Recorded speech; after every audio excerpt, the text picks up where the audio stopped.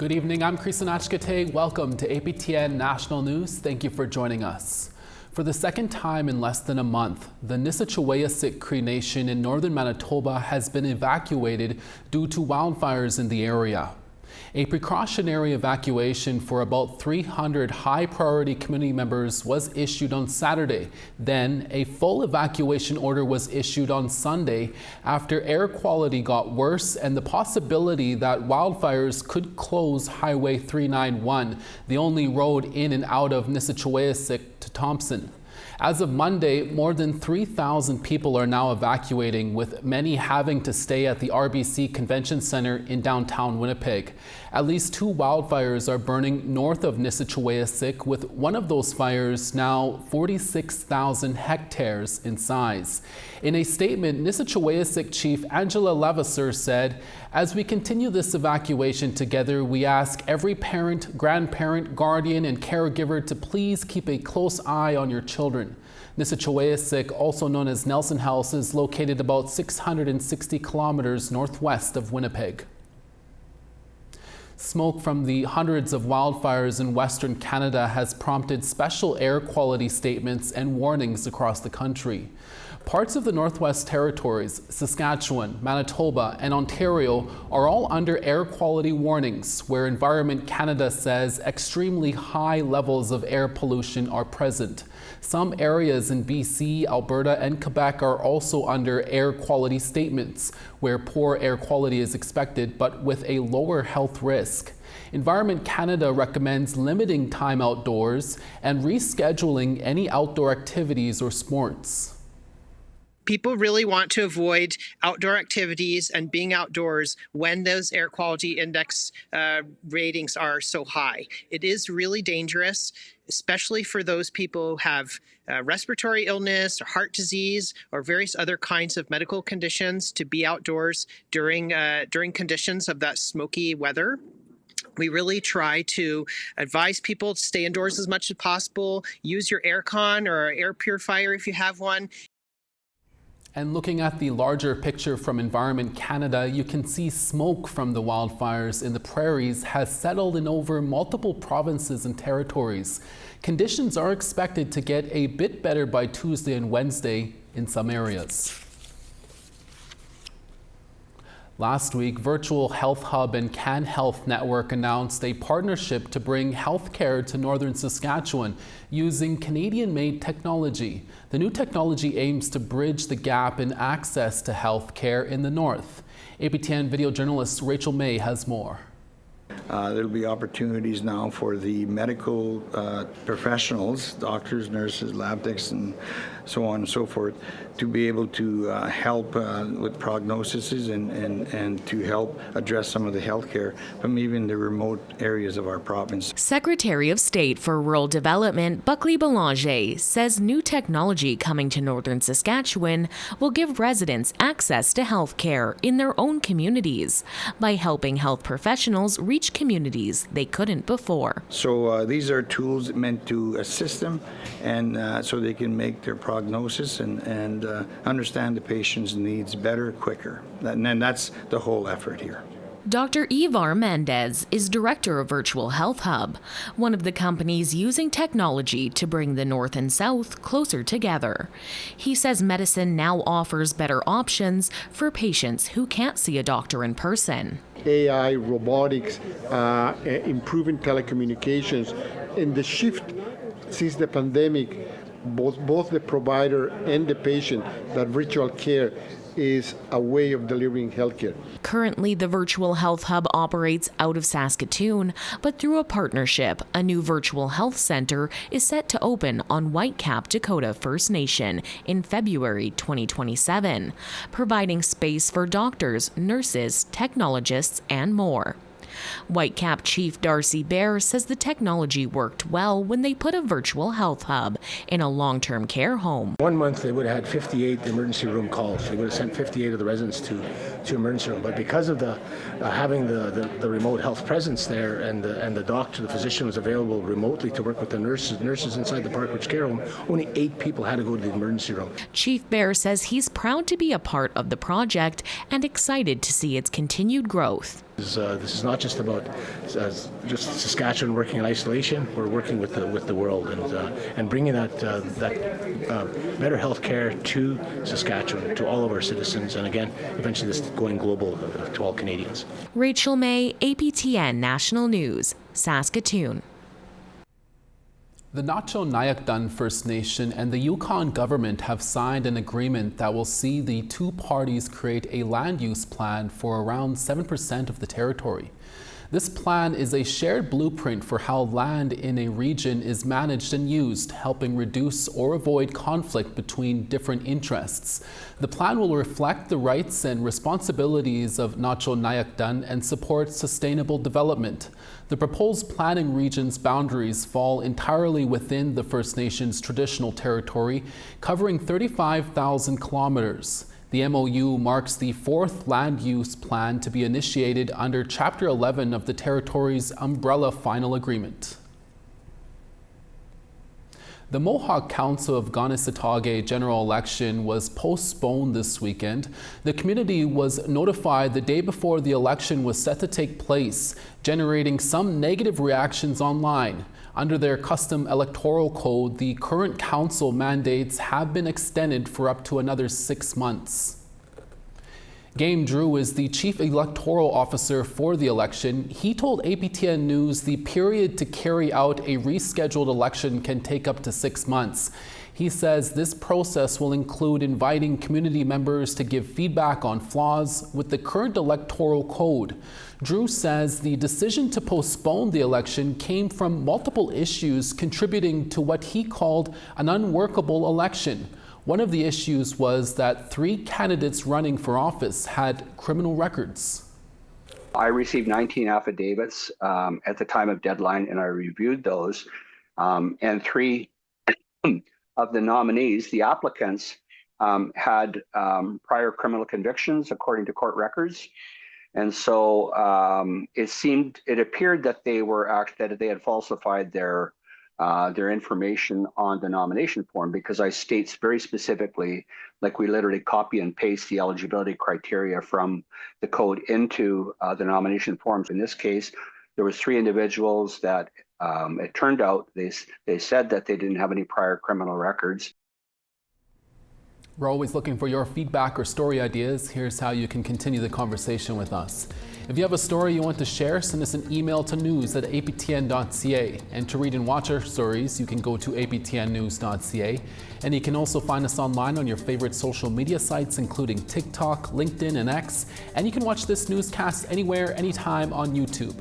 Follow APTN News to join the conversation and see our latest stories. Time for a quick break, but first, here's a look at what our reporter Annette Francis is working on for later this week. Honey, I'm Annette Francis. I'm at Thunderbird Park in Wikwemikong First Nation, where preparations are underway for the annual cultural festival. The event kicks off this evening with an arts and music festival featuring Wikwemikong's own Crystal Shawanda and headliner William Prince. Over the weekend, the excitement continues with a competition powwow and the crowning of Miss Wikwemikong. I'll have more on this in the coming days.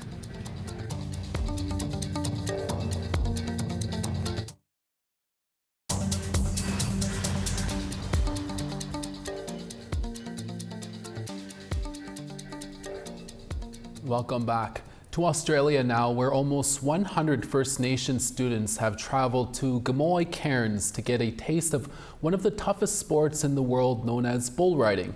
And some of the biggest names in the sport saddled up to allow the kids to take the reins. NITV's Dan Rennie reports. Out of the classroom and grabbing the bull by the horns. These students are getting a behind-the-scenes look at the world of professional bull riding. Showing the young kids that pretty much I'm on the basics of the equipment and what we do to prepare for bull riding. I think that's rough. Learning the ropes from the best in the business. The artists taught the finer points of the sport, but also how to take the reins when staging a world-class event. Some of them wouldn't get to obviously come to the PBR, so to have a backstage experience, to have this opportunity, I know a lot of them are really grateful for it. Coming from across far north Queensland, each student earning their place by completing the Deadly Choices education program. They've had 75% attendance at school. That was part of, I guess, the incentive for them to participate today. And then obviously being deadly little leaders in the program. While it might be their first rodeo, participants hopeful it won't be their last. I hope to come here again one day. Yeah, I really like it. It's just a lot of fun to have with like your mates and meet all your cousins and that. Young kids engaged, and we get to go do a bunch of fun things. The gates, because then I'm in the pit with the bull. Like the adrenaline rush would be just so like good, eh? It's really fun meeting new people here and learning about how to ride a bull and stuff. Look at here, everyone, and big smiles. Bringing the next generation along for the ride. Dan Rennie, NITV News. Staying in Australia, a Koori chief says not enough native food businesses are owned by Aboriginal people, so he's teaching the next generation of First Nation cooks cultural knowledge as he reclaims bush foods one dish at a time. This report from National Indigenous Television. Koori chef Chris Jordan is smoking sea mullet. So we're just making sure it's super hot, this little rack, so she doesn't stick. It's part of his broader purpose, teaching respect for native ingredients. See the edges starting to caramelise? Our mission to train young First Nations apprentices and staff and connect to culture through food. It's just a really nice feeling to get to know something that I didn't know my whole life. We're just going to add a little pickle. Chris has a very personal reason to share his knowledge.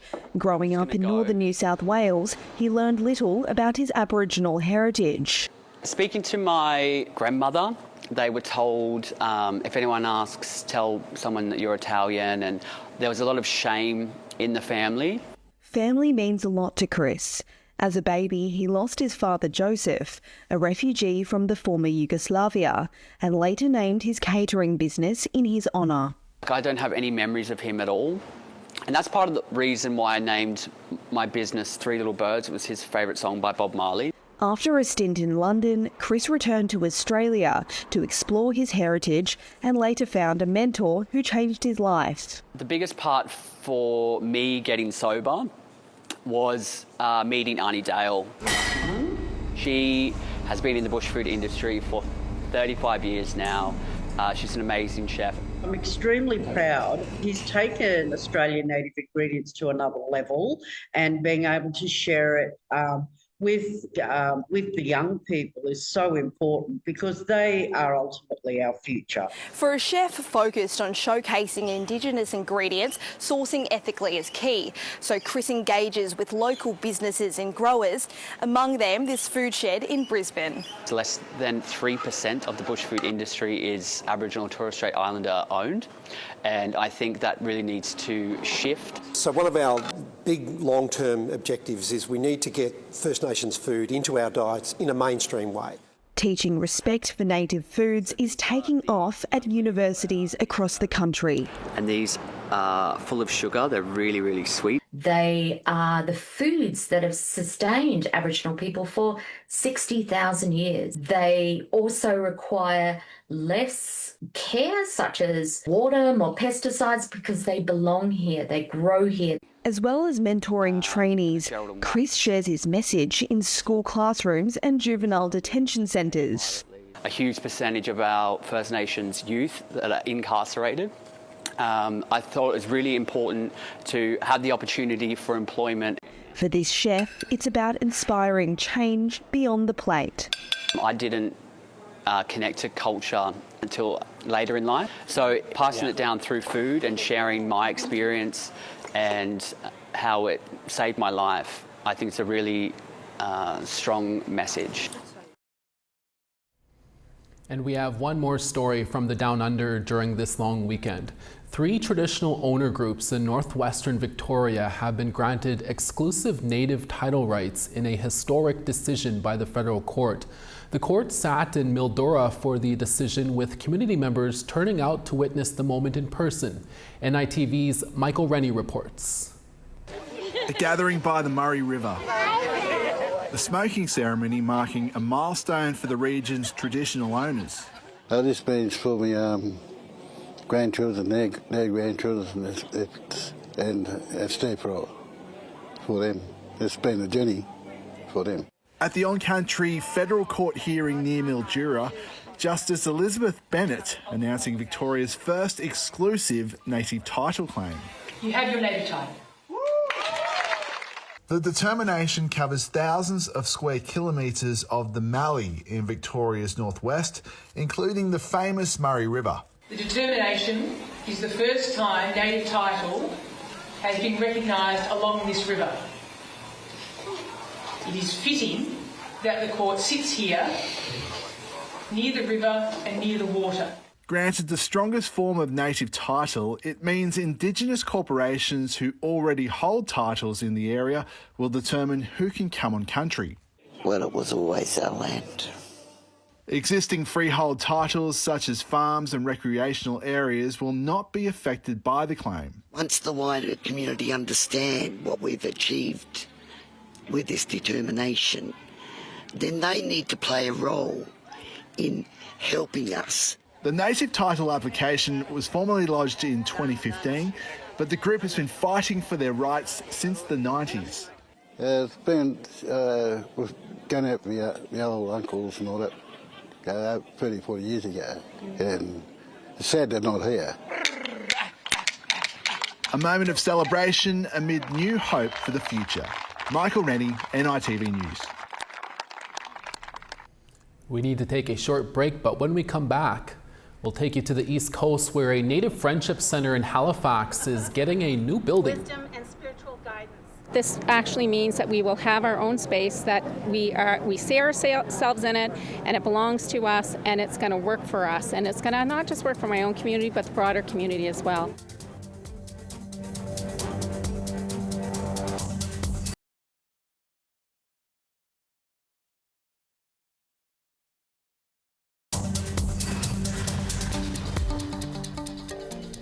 Thanks for staying with us. Time now for our photo of the day.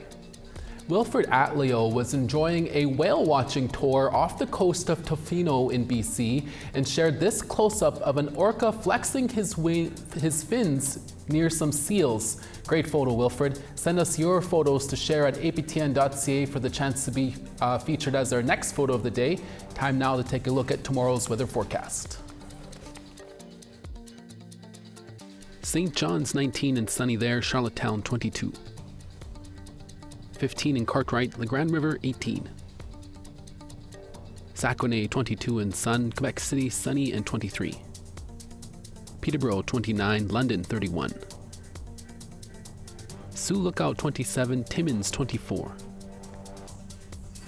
Norway House 26, God's Lake 30. Rain in Winnipeg at 27, Barons River 26. Rain in Regina at 28, 22 in Saskatoon and showers there. La Ronge 22 and partly cloudy, Meadow Lake 27. Sunny and high level at 25, Fort McMurray 29.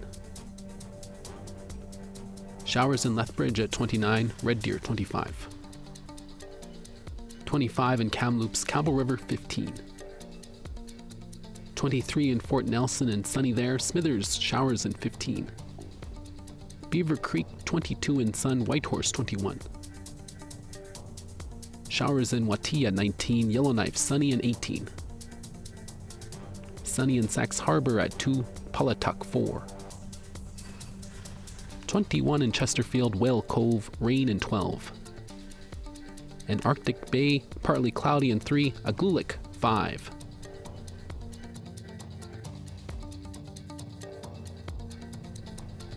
In downtown Halifax, the Mi'kmaq Native Friendship Centre held a sprouting ceremony to mark the beginning of construction of the centre's future home. As APTN's Angel Moore reports, it's been a years-long wait for a much-needed building. This is a sprouting ceremony at the location of the new Wujaywiyan Centre, a birch and ash tree already planted to symbolize the roots of trees holding people together at the future home of the Mi'kmaq Native Friendship Centre. Wujaywiyan means come with us in Mi'kmaq. Ardina Paul attended the event. She is from the Buckingag Mi'kmaq Nation. She moved to Jabuktuk about 9 years ago and has seen firsthand the centre's need for a new home. Whereas all the other previous buildings were spaces already existing that were made to fit, are made to work. It was always a compromise, and now it's no longer going to be. It's going to be truly reflective of Mi'kmaq culture. And the current location was moved into an old call center after the original building was falling apart and was in disrepair. Wujaywiyan Executive Director Pam Glow-DeRoche is looking forward to the new building. The reality is you know, we're in a space right now that is not fit for us. It's working, and we're thankful for it, but this actually means that we will have our own space, that we see ourselves in it, and it belongs to us, and it's going to work for us. And it's going to not just work for my own community, but the broader community as well. About 60 community members, politicians, and delegates attended the sprouting ceremony, including Assembly of First Nations Regional Chief Andrea Paul. She says Wujaywiyan supports people on and off reserve. And also to know that when I have someone from, you know, a community that is in need of help, they're there. You make that connection with the Friendship Center, and they just all kind of gather together and figure all that out. But they also come into community to do support too. And so they keep that connection going. The 10,000 square meter center will include a health center, education department, birthing unit, and an outdoor gathering space for ceremony, providing over 70 programs to over 8,000 Indigenous people. You get to come in and sit down and have tea if you want with an elder, and it's just that it's a real community. So, you know, it's seen differently by different people, but I would say the Friendship Center has been doing reconciliation work long before the TRC, and we'll continue to do that work, and we'll continue to do it in a really good way. The Indigenous-led cultural and community hub is designed by and for the community. Ardina says is needed after receiving support as a university student 9 years ago. Today, she is still part of the community. I think the impact on having a new building, it's not only a space for the Indigenous community of Halifax to gather, it will be not just a building, but somewhere that you can see yourself in. The Wujaywiyan Center is estimated to cost over $68 million, but $15 million still needs to be fundraised. It is expected to open in the summer of 2027. Angel Moore, APTN National News, Kjipuktuk, also known as Halifax. Looks like that will be a nice building when it's built. And that's your evening newscast for this Monday. We're back again for your daytime newscast tomorrow at 12 p.m. noon Winnipeg time. Please join us then. From our HQ in downtown Winnipeg, thank you for watching, and we'll see you again. Ekse.